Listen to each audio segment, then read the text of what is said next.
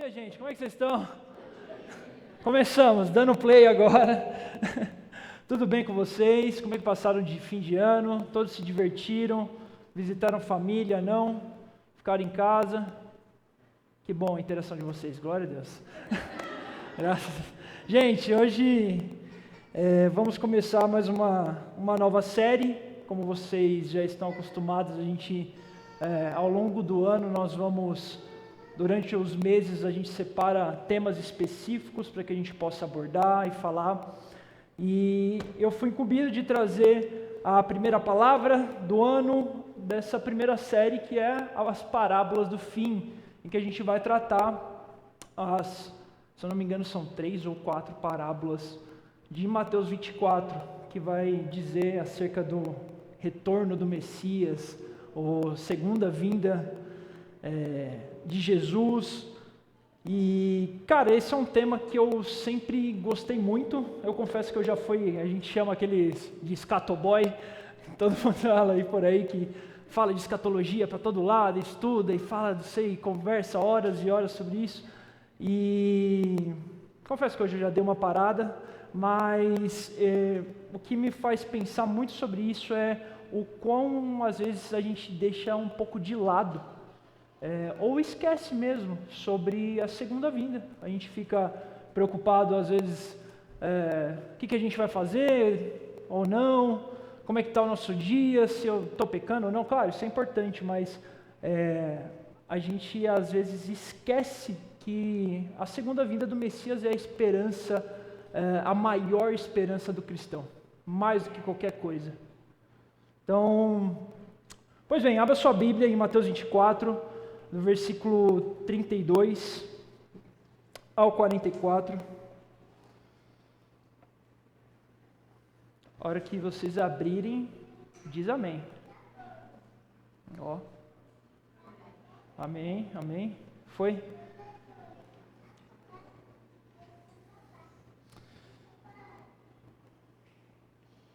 Então, vamos lá. Aprendei, pois, a parábola da figueira. Quando os ramos se renovam e as folhas brotam, sabeis que o verão está próximo. Da mesma forma, quando virdes todas essas coisas, sabeis que ele está próximo, às portas. Em verdade que vos digo que esta geração não passará sem que todas essas coisas aconteçam. Céu e terra passarão, mas as minhas palavras nunca. Mas quanto ao dia e a hora, ninguém sabe, nem os anjos do céu, nem o Filho, senão somente o Pai. Pois a vinda do Filho do Homem se dará à semelhança dos dias de Noé. Porque nos dias anteriores ao dilúvio, todos comiam, bebiam, casavam e davam-se em casamento até o dia em que Noé entrou na arca. E não se deram conta até que veio o dilúvio e levou a todos. Assim também será a vinda do Filho do Homem. Então, estando 2 homens no campo, um será levado e o outro deixado. Estando 2 mulheres a trabalhar no moinho, uma será levada e outra deixada. Então, portanto, vigiai, pois não sabeis em que dia vem o Senhor. Mas compreendei isto, que se o dono da casa soubesse a que hora da noite o ladrão viria, vigiaria e não deixaria arrombar a sua casa. Por isso, ficai também preparados, pois o Filho do Homem virá numa hora que não esperais. Vamos orar mais uma vez? Pai, muito obrigado por mais uma oportunidade em que nós podemos ler a Tua Palavra, podemos ouvir e processar o que o Senhor tem a falar para nós. Eu te peço que o Senhor mexa no nosso coração, que essa palavra possa nos confrontar, nos levar à santidade e arrependimento. Eu te peço que o Senhor nos ajude, nos dê entendimento e me ajude também a poder passar o que o Senhor quer comunicar para a sua igreja. Em nome de Jesus. Amém. Pois bem, gente, essa é a famosa parábola da figueira. Acho que todos vocês já conhecem, já leram Mateus 24, já puderam estudar isso, já puderam estudar também um pouco na Escola do Cordeiro, sobre escatologia.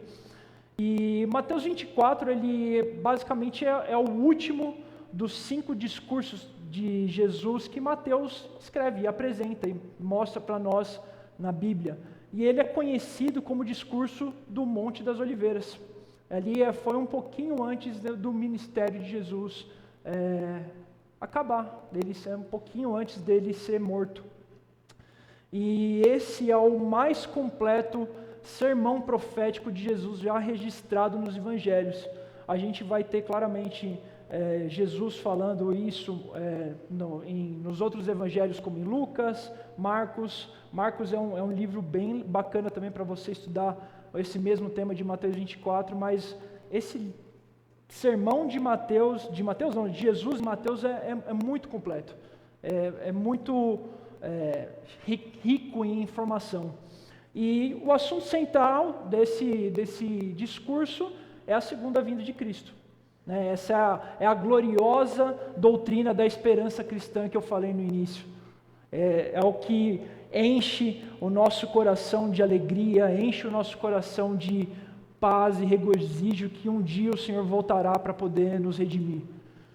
Então, e a partir disso a gente consegue, falando ou estudando ou discutindo sobre escatologia, vamos assim dizer, ou sobre a volta do Messias, a gente percebe que muitas pessoas até mesmo negam que Jesus voltará. Outras beiram a loucura, marcando a data que ele vai voltar, vai falar assim, poxa, ele vai voltar tal dia, tal hora. E outros, porém, talvez vinham acreditando que ele volte, mas com um comportamento incompatível com essa expectativa que a Bíblia nos relata para nós, ou que Jesus descreve para nós de como a gente deve viver e como a gente deve andar na terra enquanto ele não volta. Pois bem, antes de eu entrar para essa parábola, eu quero fazer um breve resumo do que Mateus 24 aborda, do que Jesus falou antes mesmo dessa parábola, desse texto que a gente leu. Então, eu vou falar praticamente de forma bem rápida, gente, do versículo 1 até o versículo 31. A gente não vai ler, eu vou só abordar mesmo quais são os temas de como que ele dividido para que a gente possa criar uma linha de raciocínio até chegar na parábola em si. Então, Mateus 24, como eu disse, ele é um sermão extremamente completo, rico em detalhes de como será a vinda do Messias, e ele é praticamente, até mesmo do que a gente acredita como a segunda vinda do Messias aqui na Imago Dei, ele segue uma cronologia muito interessante acerca dos fatos que irão acontecer e acerca dos sinais da vinda de Cristo. Então, do versículo 1 e 2, a gente vai ver Jesus falando ou predizendo a destruição do templo de Jerusalém, ou até mesmo a destruição de Jerusalém em si. Então, os discípulos chegam lá e até mesmo indagam ele, falam assim, poxa, Jesus, quando que vai acontecer isso? Quando que você vai voltar? Quando que você vai reinar? Vai ser agora? Não? Você pode falar para a gente quando isso vai acontecer? E aí Jesus chega na mesma hora e já logo nem meio que responde a resposta deles, a pergunta deles no caso, e diz que a destruição do templo de Jerusalém. Ele afirma, não ficará pedra sobre pedra. E o mais interessante disso tudo, meus irmãos, é que esse evento se cumpriu 70 anos depois que Jesus ele fala acerca desse acontecimento. Quando o exército romano ele destrói esse templo. Era um templo lindo, cheio de pedras brancas. Dizem que é um templo mais bonito do que o templo de Salomão. Gastaram muito mais do que Herodes gastou muito mais para construir esse templo do que, por exemplo, o templo de Salomão. E aí esse é o primeiro cumprimento que quase que imediato da profecia de Jesus e acerca do que ele ia falar. E aí nos versículos 3 ao 14 a gente vai ver o princípio das dores. Quem aqui já ouviu falar o princípio das dores? A Ana lá. Só... Você gosta, né, filha? Então, Jesus ele vai tratar sobre esse momento do versículo 3 ao 14 como o princípio das dores. Então, quando os discípulos perguntam para para Jesus sobre os sinais do fim, Jesus descreve uma série de sinais e eventos que ocorreriam antes que ele voltasse. Então, do versículo 3 ao 14, a gente vai ter dezenas de sinais. Na verdade, esse texto todo de Mateus 24, ele tem cerca de 17 sinais. Então, é 17 ou 20 sinais, depende do a forma que você conta lá. Mas a gente vai ver falsos cristos e engano, no versículo 5. A gente vai ver guerras, rumores de guerras, perseguições, aflições, aumento da iniquidade e apostasia, e a proclamação do Evangelho sobre todas as nações. Então, o Evangelho seria pregado sobre todo o mundo, que vai dar aqui no versículo 14. No versículo 15 ao 28, a gente vai ver a famosa grande tribulação. Que a gente sempre temeu antes de começar a estudar a Bíblia. Então, tenham medo da grande tribulação, vai ser um tempo terrível, mas ao mesmo tempo muito glorioso. Então, Jesus ele vai falar ali nessa porção de Mateus 24 sobre a abominação da desolação, que é o famoso anticristo, e ele adverte ali no meio desse texto os discípulos a se prepararem para um período de grande tribulação. Percebam que todas as parábolas de Jesus, se você for ver os ensinamentos de Jesus, eles são extremamente práticos. Até mesmo quando ele estava agora ali pregando para os discípulos e falando com eles, ele estava querendo trazer os discípulos para um lugar de forma prática mesmo, de como que eles deveriam viver, o que eles deveriam fazer, o que eles deveriam conhecer, o que eles deveriam saber antes que o Messias voltasse. Se você for ver, por exemplo, no Sermão do Monte, Jesus traz... ele aborda, vamos assim dizer, os 10 mandamentos ali, mas de uma forma prática e diferente. Então, Jesus ele sempre quer trazer para nós ensinamentos práticos, e não só um ensinamento sistemático e teológico do que a gente deve saber ou entender sobre as questões da Bíblia ou sobre Deus. E aí, por fim, a gente vai, depois da grande tribulação, temos o evento triunfante do retorno de Cristo, que é a vinda do Filho do Homem, a gente vai ver isso ali nos versículos 29 e 31. Eventos cósmicos vão acontecer após a tribulação, a lua vai apagar, não dará sua luz, as estrelas cairão do céu e os poderes do céu serão abalados. Então, o cosmos, a face, a terra, o universo, ele vai tremer e vai mudar completamente com a vinda do nosso Messias. Então, esse é o retorno do Cristo em poder e glória para julgar o mundo.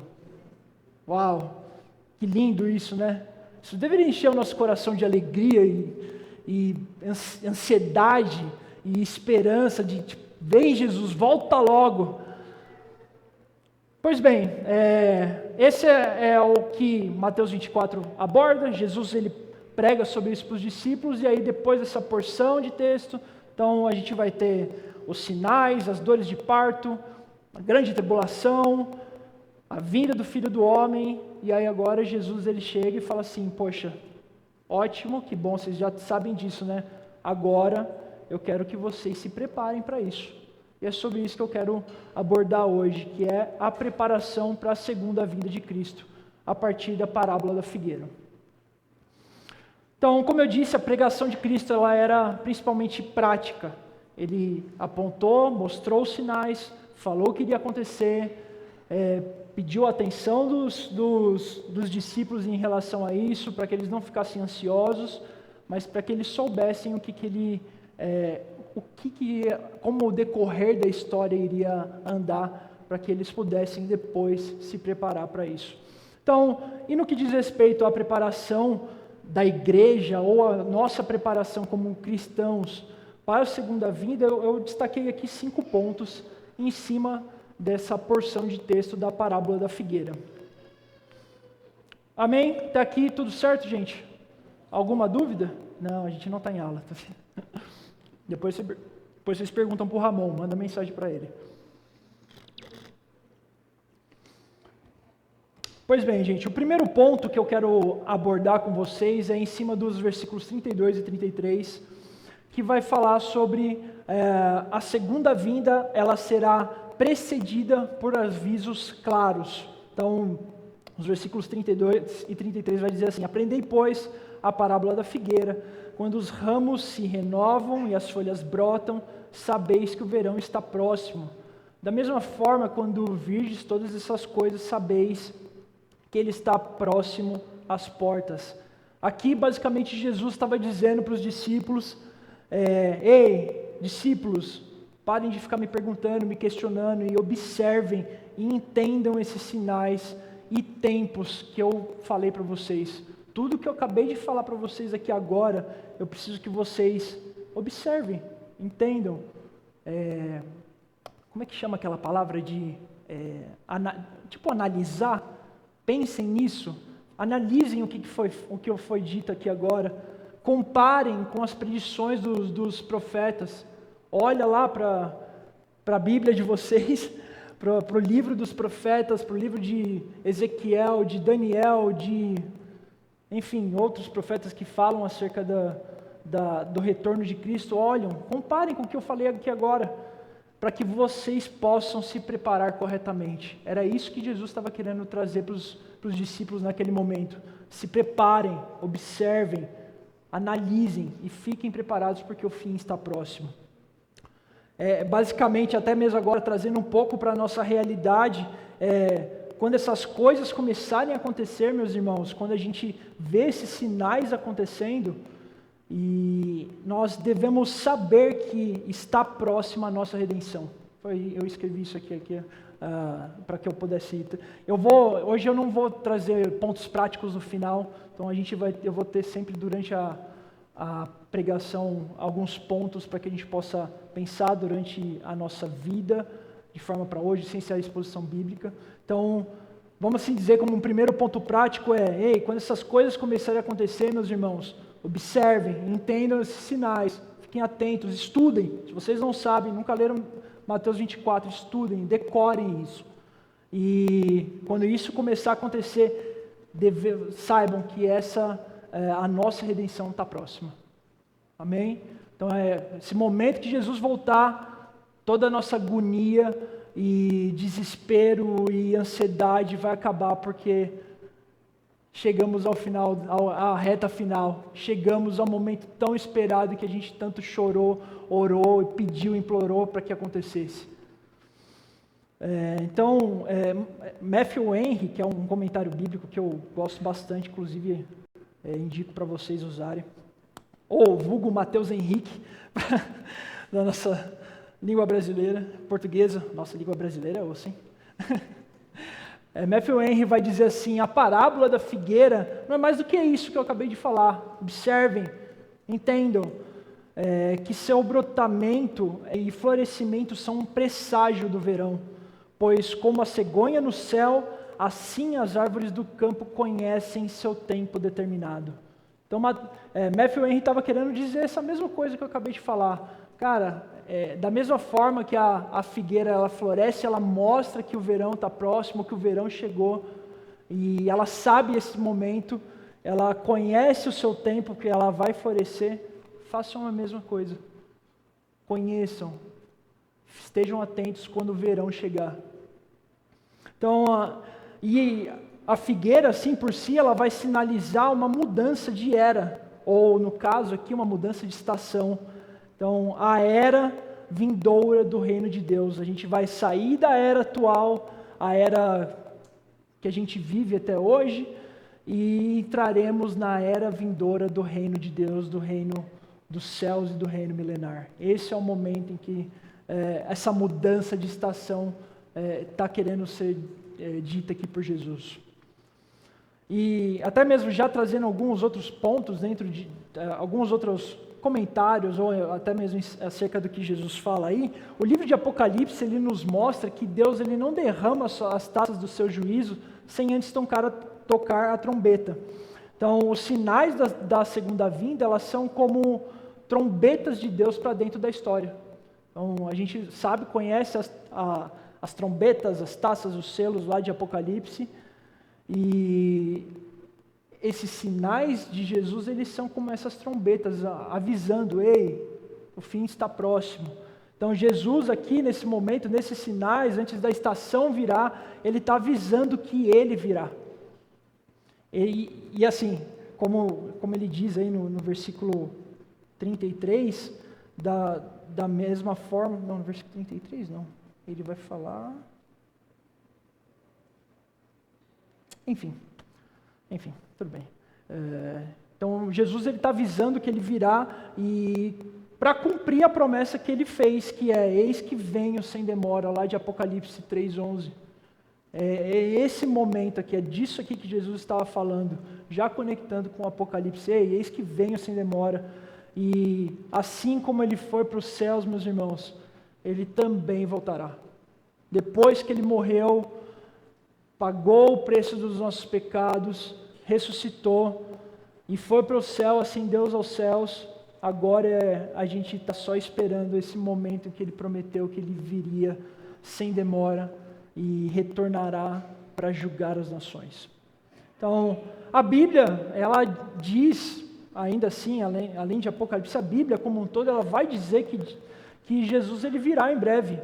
E os sinais que Jesus mostrou e falou para os discípulos apontam que sua vinda está próxima. Então, o que a gente pode tirar como conclusão disso, meus irmãos, é que a palavra de Deus não pode falhar. Jesus disse que esses sinais aconteceriam de forma completa, mundial, de forma real, e se ele disse que ele iria voltar, ou se até mesmo se Deus disse que seu filho voltaria um dia, ele sabe o dia, ele sabe a hora, a sua palavra não pode falhar, vai acontecer. Então, passarão os céus e terra, mas a palavra de Deus não vai passar. Então, mais um ponto prático para que a gente possa pensar aí durante a nossa semana é: prepare-se para encontrar com o Senhor, seu Deus. Amém, meus irmãos?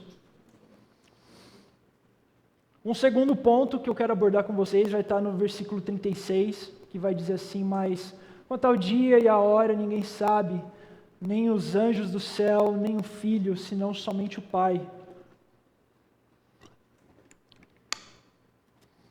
Então, por mais que exista um chamado para que a gente se prepare para a segunda vinda de Cristo, infelizmente a gente não sabe o dia nem a hora, como a palavra diz. Então, um segundo ponto que eu quero falar sobre isso é que a segunda vinda ela será imprevisível. Não temos como, nós temos como metrificar um pouco os anos, vamos assim dizer, principalmente porque no versículo 14 e 15 ele é praticamente ali uma quebra ali de quando, por exemplo, a grande tribulação vai começar. Então, quando a gente começa a analisar todos esses sinais, a gente começa a entender que existem coisas que acontecem ao longo da história, como Marcos, por exemplo, ou Lucas, na verdade, ele vai falar que vai acontecer guerras, rumores de guerras e pestes, por exemplo. Então, poxa, ao longo da história a gente viu dezenas de guerras, rumor de guerra, a Terceira Guerra Mundial vai vir, ou a Covid, enfim, dezenas e dezenas de coisas que a gente viveu ao longo da história. Mas a gente consegue ver ali alguns sinais que eles são extremamente específicos, como os, por exemplo, do 14 e do 15. Então, por mais que a segunda vinda ela será imprevisível, a gente consegue ter uma certa noção do que vai acontecer, para que a gente possa estar realmente preparado. Jesus não falaria para a gente se preparar se não tivesse como a gente se preparar. Então, a série de eventos que precederá o retorno de Cristo já foi descrita. Então, a gente já tem o contexto, o enredo da história, como é que vai acontecer. Portanto, a gente não sabe o momento exato que isso vai acontecer.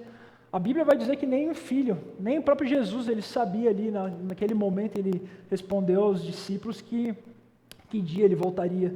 Então, ele é determinado, esse tempo, meus irmãos, é determinado apenas ao Pai, pela soberania de Deus. Amém?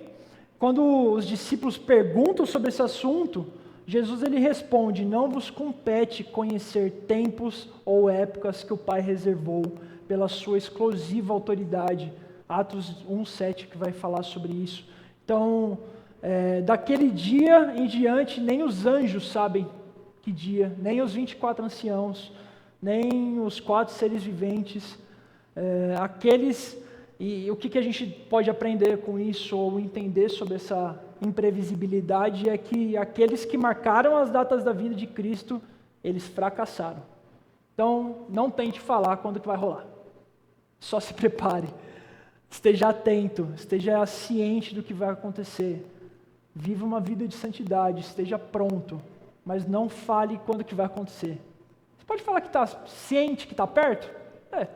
Há 2000 anos atrás, Paulo falava que estava perto também. Então, é isso, só isso. Amém? Um terceiro ponto que eu quero abordar vai estar nos versículos 37 ao 39, que vai dizer assim: pois a vinda do Filho do Homem se dará à semelhança dos dias de Noé, porque nos dias anteriores ao dilúvio todos comiam, bebiam, casavam e davam-se casamento até o dia em que Noé entrou na arca e não se deram conta até que veio o dilúvio e levou a todos. Assim também será a vinda do Filho do Homem. Então, o primeiro ponto é: a segunda vinda será precedida por avisos claros. O segundo ponto é que será imprevisível. O terceiro ponto será que ela será inesperada, né? E.T. Robertson vai dizer que os dias de Noé havia muita advertência nesse momento, nessa porção de texto aqui, ou até mesmo quando a gente vai ver, acho que Noé, Gênesis, né, vai falar de Noé. Em Gênesis, quando Moisés aborda a história de Noé, Robertson vai dizer que havia muita advertência. Noé avisava, falava o tempo inteiro para o povo que iria acontecer. Todos zombaram dele, deram risada, falaram assim: esse cara está louco. Passaram anos montando uma arca, mas por fim esse momento chegou, o dilúvio chegou. Então havia advertência, mas havia um total despreparo. Então hoje, meus irmãos, da mesma forma, a maioria das pessoas é indiferente quanto à segunda vinda de Cristo. E quando Jesus voltar, as pessoas estarão entregues aos seus próprios interesses, sem sequer perceber da hora. Então, Robertson estava querendo dizer isso em relação a Noé e também aos dias de hoje, de que hoje existe advertência. O Evangelho é praticamente conhecido no mundo inteiro. Tem alguns lugares da Europa, da Ásia, que não chega o Evangelho ainda, ou não chegou o Evangelho ainda. Mas existe sim, por exemplo, vamos olhar aqui para a nossa realidade aqui do Brasil, em que, sei lá quantos por cento da população brasileira se diz ou cristã, né? Ou entende um pouco da realidade do cristianismo. Eles sabem que um dia Jesus voltará, né? Ou dizem saber, ou entender essa realidade. Mas no final das contas, quando a gente olha para a realidade atual, a gente vê esse total despreparo e quase que uma negligência acerca dessa advertência real que Noé estava dando, ou que hoje a Bíblia nos adverte em relação a esse preparo, então, ou a segunda vinda de Cristo. Então, essas pessoas elas estarão entregues aos seus próprios interesses, e que Deus nos livre disso, meus irmãos. Jesus, ele está literalmente, nessa porção de texto, ele está chamando a gente a olhar para o nosso interior, a olhar para a nossa vida atual e falar assim: ei, cara, talvez vocês estão entregues, percebam os tempos e épocas, olhem, observem, vocês estão se perdendo no dia a dia de vocês, fiquem atentos. Esse é o chamado de Cristo para nós hoje. Atenção, dedicação, olhar para aquilo, ser intencional. Pois bem, comer, beber e casar na época de Noé, ou até hoje, não são coisas más.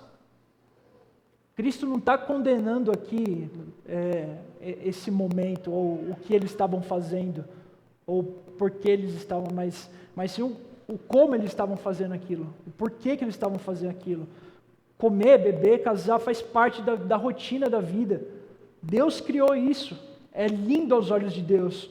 Mas viver a vida sem se perceber de que Jesus está prestes a voltar é literalmente viver como a geração de Noé. E Deus nos livre disso.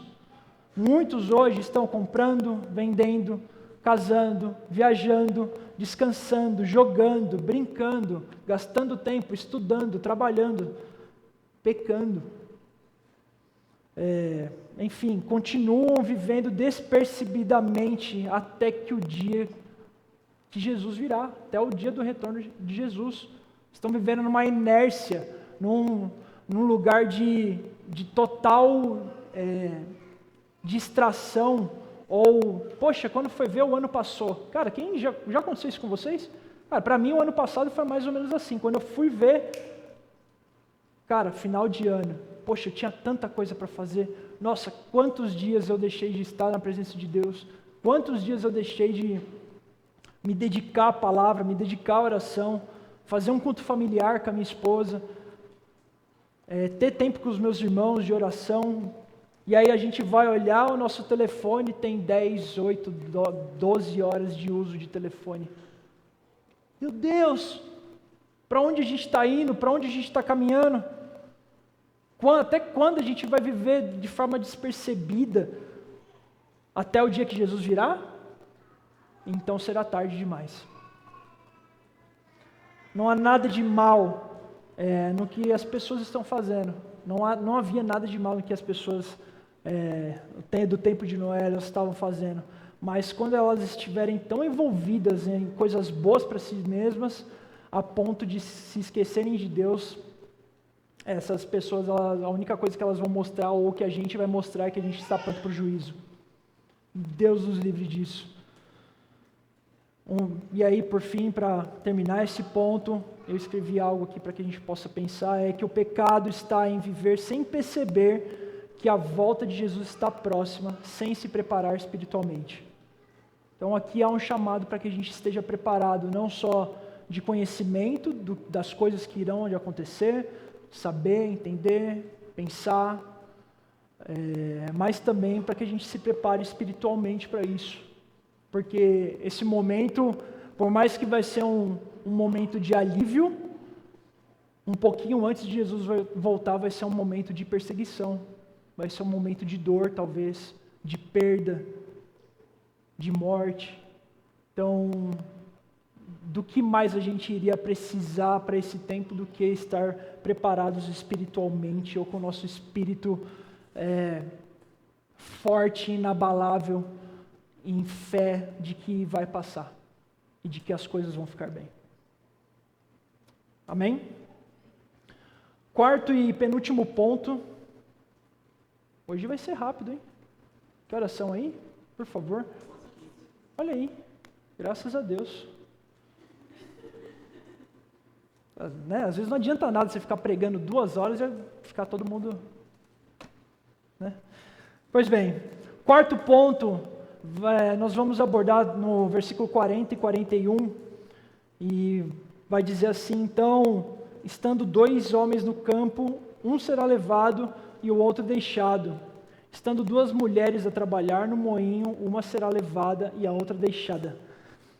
Esse quarto ponto aqui eu escrevi que a segunda vinda ela será para o juízo. É isso que Jesus ele estava falando nessa porção de texto, nesses 2 versículos. E, na verdade, esse texto é um pouco até polêmico aí, a gente já ouviu já dezenas de... eu estava até... Ontem eu estava terminando meu esboço, orando, pesquisando algumas outras coisas para que eu pudesse falar aqui para vocês.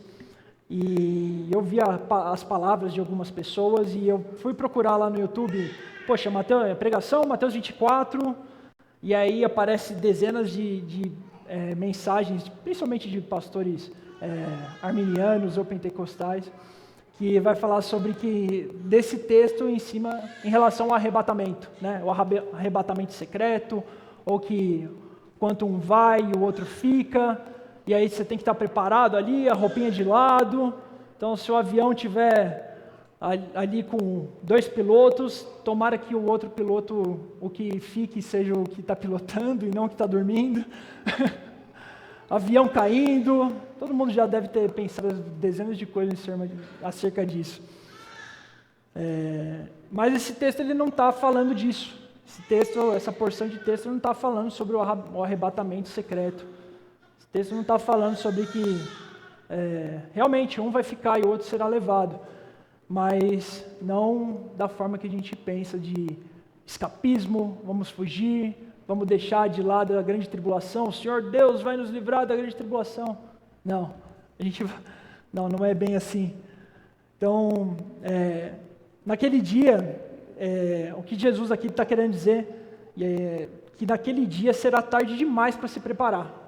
Não é sobre um arrebatamento ou que Deus vai livrar a sua pele disso, mas o que ele está querendo dizer aqui ei, nesse dia que isso acontecer, acabou.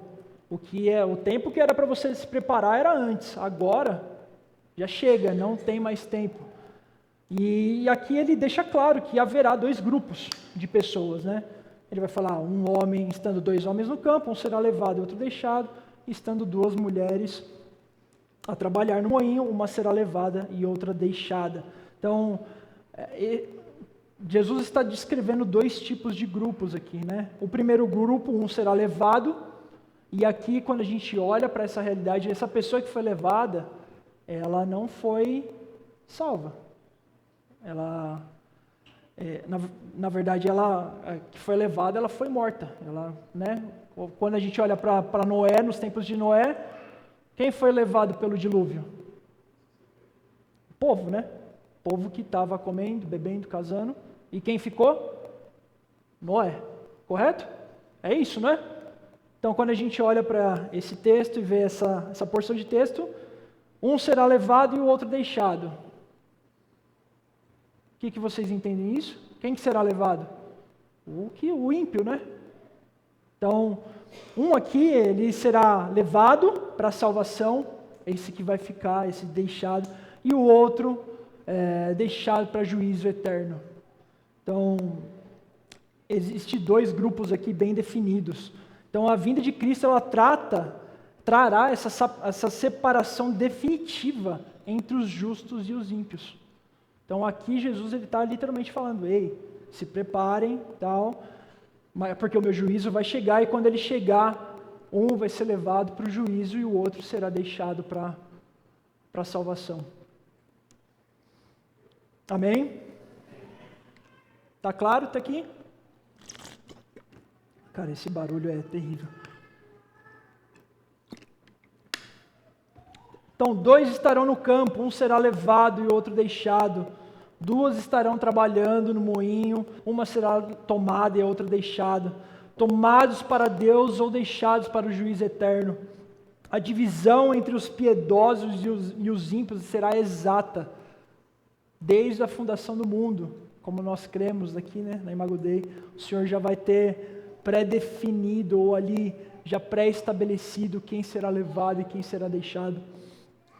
E o que a gente pode aprender com essa porção de tempo, com essa porção de texto, é que não haverá mais tempo para arrependimento ou despedidas. Será uma divisão definitiva. Não vai ter um plano B, não vai ter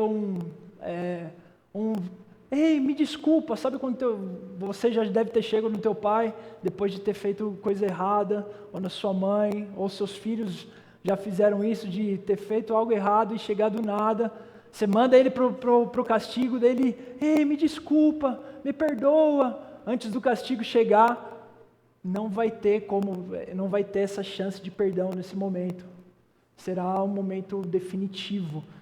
Então, a segunda vinda de Cristo, ela vai encerrar todas as oportunidades de salvação, vai encerrar todo o momento em que Jesus deixou livre para que você se preparasse, estivesse pronto para esse momento. Então, não há segunda chamada.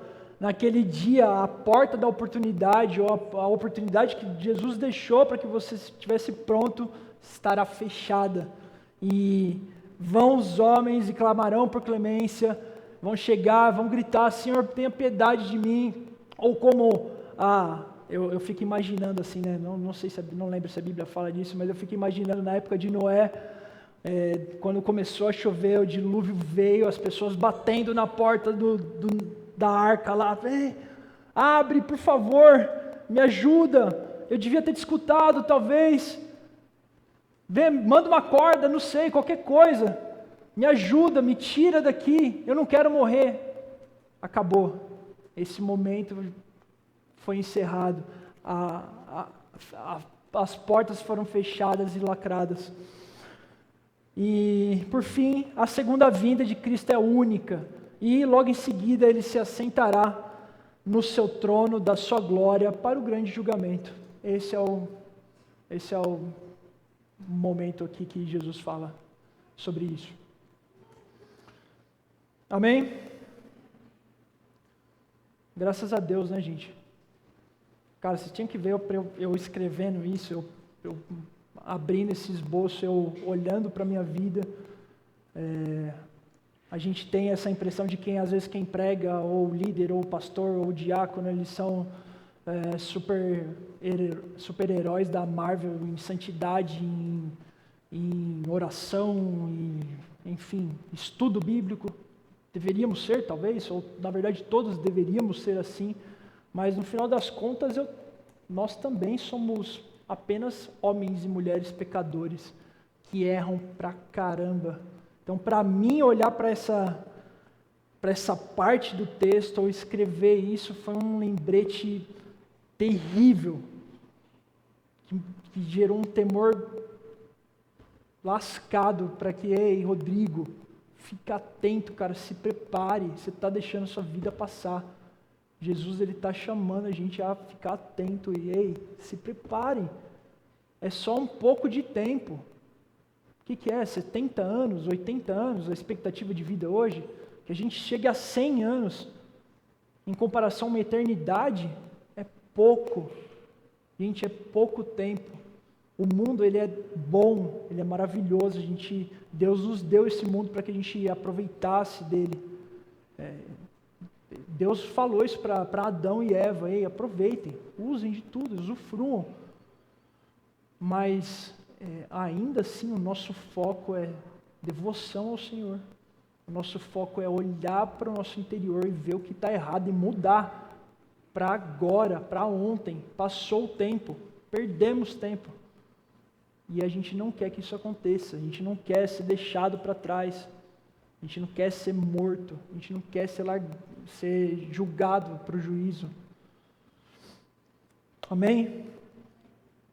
Ó Senhor, eu te peço que o Senhor enche o nosso coração de temor, enche o nosso coração de sede por Ti, Deus. Nos ajuda a deixar o mundo para trás, que os nossos olhos estejam focados em Ti, Deus. Eu quero encorajar vocês a terem literalmente essa oração, assim, uma oração pequena e rápida, para que o Senhor deixe a gente atento e sedento por Ele, não que a gente esteja distraído ou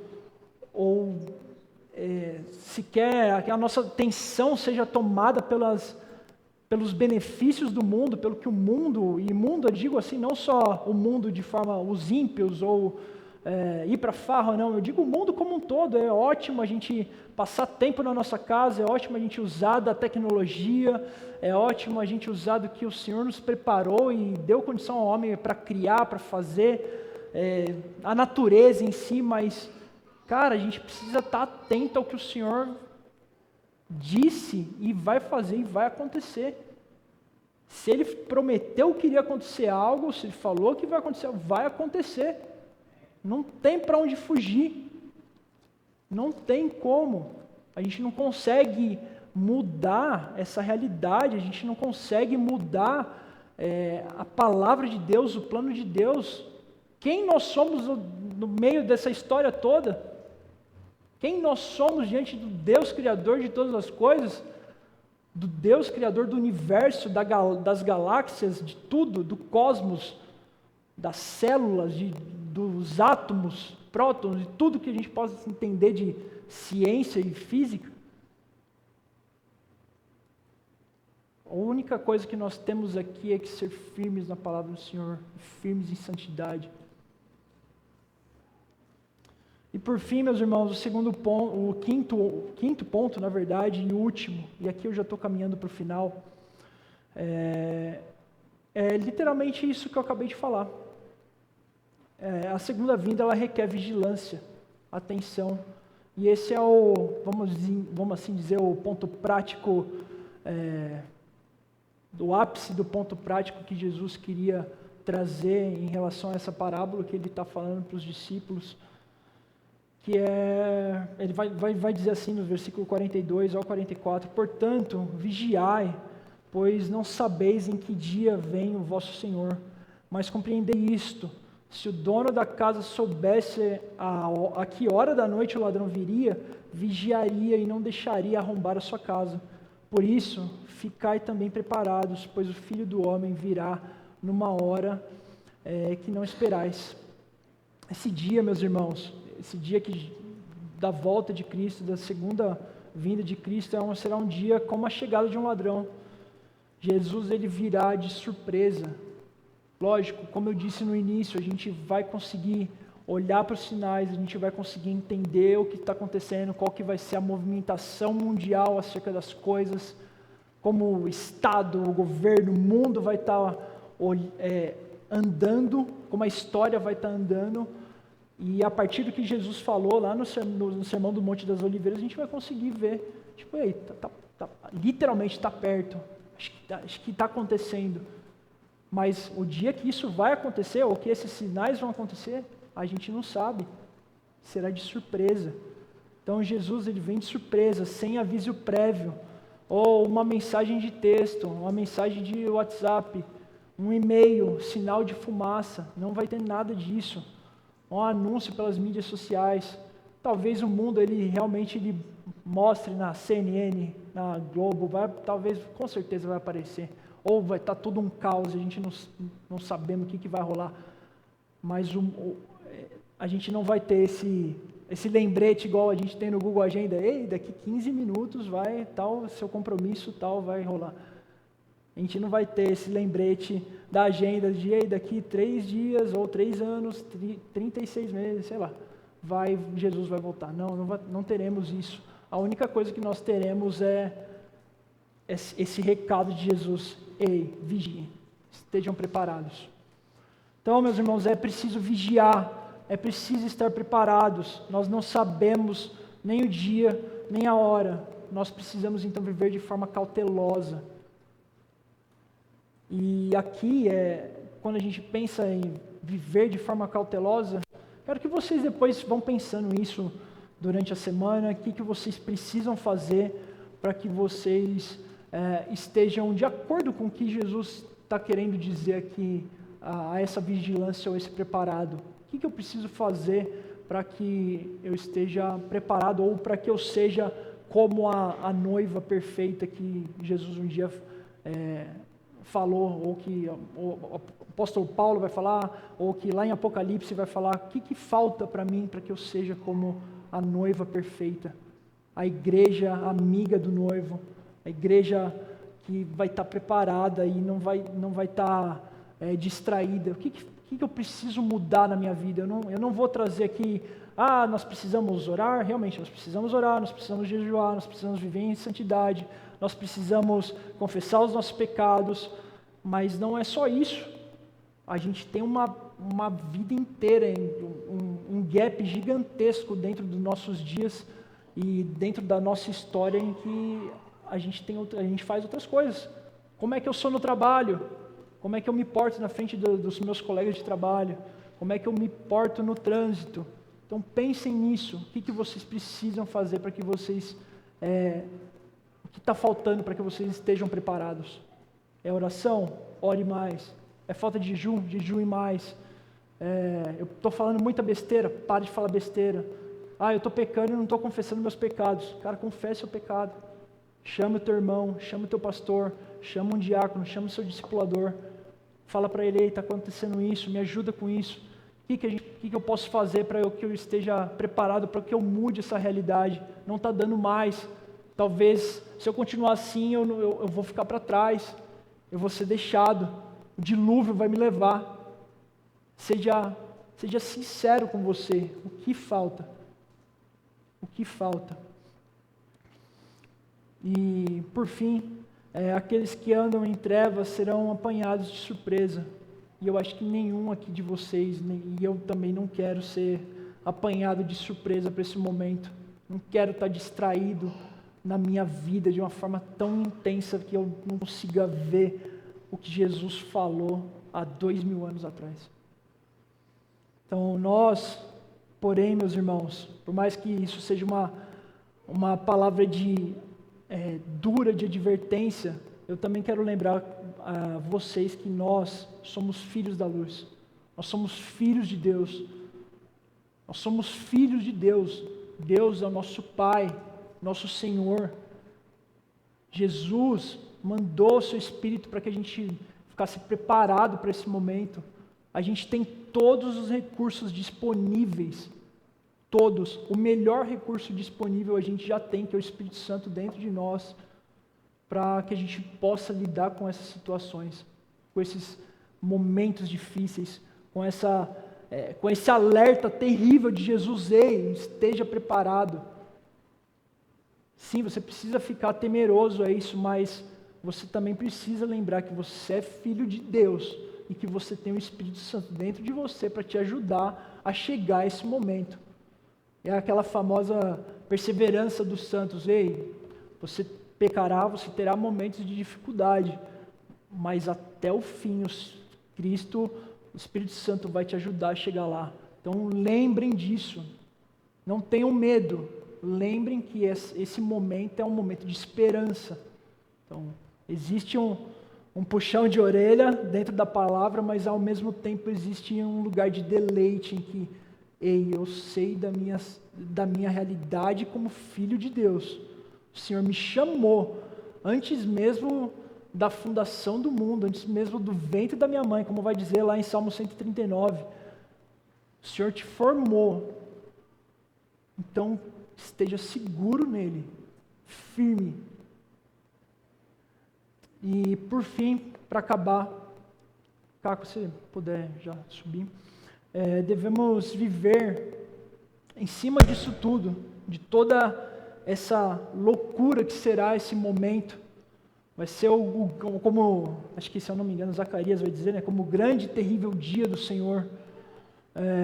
A gente deve viver em santa expectativa, meus irmãos, da segunda vinda de Cristo, e orando sempre, sempre, todos os dias que vocês puderem, orem sobre isso. Encham as taças com as suas orações de ansiedade, esperança, expectativa, dizendo: Maranata, a hora vem, Senhor Jesus. No final das contas, é isso que Jesus quer da gente, um coração cheio de alegria, um coração cheio de esperança, firme na rocha que é Cristo, de que dias difíceis virão. Talvez eu não esteja tão forte assim, talvez eu esteja errando, talvez eu esteja fazendo bastante coisa errada, mas eu estou firme na rocha inabalável que é Cristo, e eu vou gritar, e eu vou orar, eu vou deixar as coisas para trás, e vou orar, dizendo: Maranata, ora vem, Senhor Jesus. Senhor, se tiver coisas erradas dentro de mim, na minha vida, tira, me ajuda, me fortaleça. Espírito Santo, ore por mim, interceda por mim, venha ao meu encontro, me prepare, me forge, me fortaleça. Esse é o chamado de Cristo para a gente, meus irmãos, até mesmo para esse ano, vamos assim dizer, de forma profética aqui, que o Senhor nos fortaleça, que nos encha de esperança, nos enche literalmente, que a gente, o nosso coração, o nosso caráter seja forjado esse ano. Que as coisas mudem. Não dá mais para a gente esperar, meus amigos. A gente não pode mais esperar o tempo passar e ver no que vai dar. O brasileiro é muito assim, né? A gente tem essa cultura já enraizada dentro de nós que a gente deixa tudo para a última hora. Eu preciso fazer uma inscrição para alguma coisa, eu deixo para a última hora. Eu preciso... não é só TDAH que tem isso. A gente vê isso durante uma cultura, e é a realidade. Mas a gente não pode se adequar a essa cultura, a gente não pode se adequar a isso que foi criado durante as gerações. A gente tem que mudar isso e falar assim, cara, não, isso eu não posso deixar passar. O meu tempo passa, mas as palavras de Deus não passam. O que eu fiz, o meu pecado vai passar. Foi perdoado, graças a Deus, mas a palavra de Deus não vai passar. E tal, como eu disse alguns minutos atrás, não haverá segunda chance, meus irmãos. Não vai ter segunda chance. Tá? E mais uma vez, por mais que é uma palavra exortativa, de começo de ano, eu juro que eu não queria trazer esse peso todo, mas ao mesmo tempo é uma palavra de encorajamento para que vocês estejam firmes no Senhor. Busquem ao Senhor de forma incansável. A gente tem uma comunidade linda, unida, amável. Peça ajuda ao teu irmão. Chega nele e fala assim, ei Jonathan, cara, estou com uma dificuldade nisso. Ei Samuel, estou com uma dificuldade naquilo, você pode me ajudar? Ora comigo. O que você fez? O que você faz para ser parecido com Jesus? O que você faz para poder estar preparado? Como é que é a sua rotina? Os seus dias? O que você faz? Chega no seu irmão, faça isso. Cara, a gente tem pessoas incríveis aqui dentro que podem ajudar, a gente pode se ajudar a ser uma igreja agradável diante do Senhor, que quando chegar o dia, Cristo vai chegar, olhar para Imagodei e falar assim, ei, well done, muito bem, parabéns, vocês fizeram o dever de casa. Esse é o dever de casa que Cristo tem para nós, para que a gente esteja atento e preparado. Amém? Vamos orar. Se vocês quiserem ficar de pé, ajoelhar, tirar um tempo para poder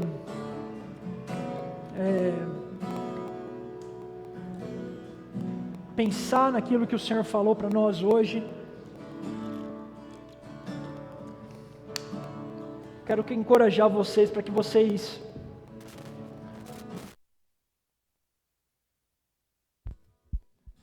Quero encorajar vocês a refletir agora como está a vida de vocês, como tem sido os dias de vocês, como que passou o ano passado, ou os outros anos, como é que foi a tua trajetória, e a partir de agora você começar a olhar, até mesmo para esse ano de 2025, que a gente entrou agora, e ver o que a gente pode mudar, o que vocês podem mudar, para que vocês possam perceber que vocês estarão parecidos com Cristo, porque o chamado ao preparo para essa segunda vinda é literalmente o chamado de 1 João, que vai falar assim, ei, ande como Cristo andou. É um chamado à santidade, é um chamado a um lugar de oração, é um chamado a um lugar de jejum, de contentamento, de contemplamento ao Senhor, é um chamado a um lugar de esperança, de alegria. Então, quero encorajar vocês agora a orarem, falar, Senhor, o que precisa ser mudado dentro de mim? O que está me tirando do foco? O que está me distraindo? Senhor, se for necessário, você tira tudo que tira os meus olhos da vinda do Messias. Te peço que o Senhor tire tudo da minha vida que está me tirando dessa santa esperança, dessa linda e gloriosa esperança do retorno de Cristo. Ore ao Senhor, peça perdão dos seus pecados. Ó Senhor, eu tenho pecado, eu tenho sido negligente, eu tenho sido, enfim, N coisas que cada um de vocês podem estar vivendo de forma individual. Cada um tem a sua história, cada um tem os seus problemas, as suas dificuldades, os seus anseios. Mas peça ajuda ao Espírito Santo agora. Você fala, Espírito Santo, me prepare, me deixe atento, me deixe vigilante, me deixe atento ao meu pecado, me deixe atento às minhas distrações. se arrependa agora. Se você talvez até mesmo precisa pedir perdão para algum irmão, precisa liberar perdão, precisa liberar o teu coração, agora é o momento. Senhor, eu te peço que agora o Senhor enche o nosso coração de alegria e de esperança para o seu grande e terrível dia. Deus, eu te peço que o Senhor constranja o nosso coração na nossa podridão. Deus, eu te peço humildemente que o Senhor brilhe a luz da tua face sobre nós, que o brilho da tua face seja mais forte do que a nossa carne, do que os nossos desejos, que os nossos anseios, que o brilho da luz da sua face seja um guia para a nossa história, para o nosso ano. Espírito Santo, eu te peço que o Senhor nos ajude a estar preparado para esse dia. Nos ajuda, porque nós sabemos que sozinhos a gente não vai conseguir. Sozinhos a gente não vai conseguir chegar lá de forma plena. Espírito Santo, nós precisamos da sua ajuda, porque a nossa carne é fraca, é muito fraca. Então eu te peço que o Senhor fortaleça o nosso interior, nos ajuda, Espírito Santo.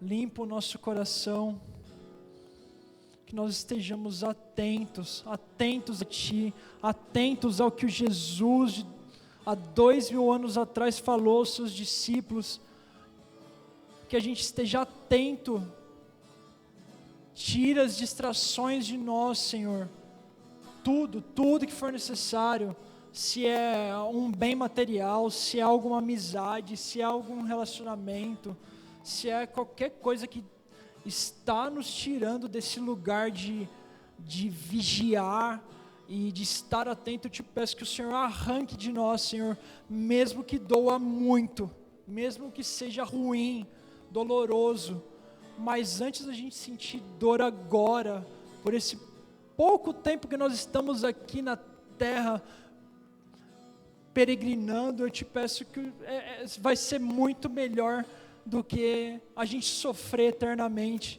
Então, Senhor, nos ajuda, nos perdoa, Deus, perdoa os nossos pecados, ó Deus, perdoa os nossos pecados, perdoa a nossa imundícia.